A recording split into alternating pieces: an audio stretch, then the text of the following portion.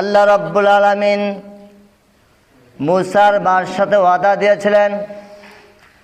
আল্লাহ তাআলা মুসার মাকে বললেন, মুসার মা, আমি তোমাকে অনুমতি দিলাম, তোমাকে অর্ডার দিলাম, তোমার সন্তান মুসাকে তুমি দুধ পান করাতে থাকো। যদি এ ব্যাপারে ভয় করো, যদি ভীত হও, তাহলে মুসাকে নীল নদীতে ভাসায় দাও। আমি আল্লাহ রাব্বুল আলামিন তোমাকে ওয়াদা দিলাম, আমি আল্লাহ রাব্বুল আলামিন তোমার সন্তান মুসাকে আমি এই পৃথিবীতে নবী করে পাঠাবো, নবী বানাবো। আর তুমি টেনশন করো না, চিন্তা করো না। আমি আল্লাহ রাব্বুল আলামিন তোমার সন্তানকে আবার তোমার কাছে ফিরিয়ে দেব। জোরে বলেন সুবহানাল্লাহ। মুসার মায়ের কাছে সন্তান ফিরিয়ে দিয়েছেন কে? আল্লাহর ওয়াদা সত্য, আল্লাহ যা বলে তাই করে। মুসার মার কাছে সন্তান ফিরিয়ে দিল। মুসার মা কয়েকদিন পরে মুসাকে নিয়ে গেল ফেরাউনের রাজদরবারে, ফেরাউনকে দেখানোর জন্য।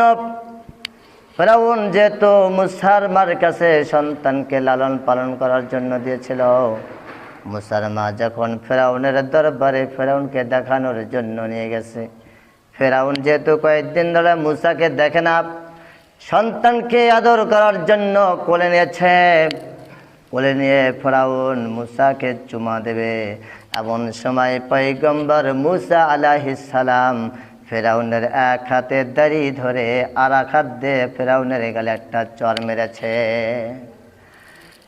এক চরে ফেরাউনের হুঁশ নাই। হুঁশ ফেরার পরে ফেরাউন আসিয়াকে ডাক দিয়ে বলতেছে, আসিয়া, আমি তোমাকে আগে বলেছিলাম এই সন্তান আমার শত্রু হবে, আমি এই সন্তানকে হত্যা করব। আসিয়া বলতেছে, নিজের সন্তানদেরকে আদর করার সময় বাবা মারা যখন আদর করে, অবশ্য সন্তানরা তাদের হাত দিয়ে, কুচি হাত দিয়ে এইরকম নাড়াচাড়া খেলাধুলা করেই থাকে।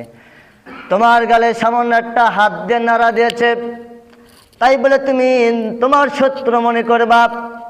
এটা হতে পারে না। সন্তানরা তাদের বাবা মার সাথে আদর করার সময় হাতগুলি নাড়াচাড়া করে থাকে। ফেরাউন বলতেছে, আসিয়া সরব, চর তো তুমি খাও নাই, চর খেয়েছি আমি। আমি বুঝি এই কচি হাত দিয়ে চর মেরেছে, এই চরের ওজন কত? ফেরাউন বলতেছে, আসিয়া তুমি বুঝবা না।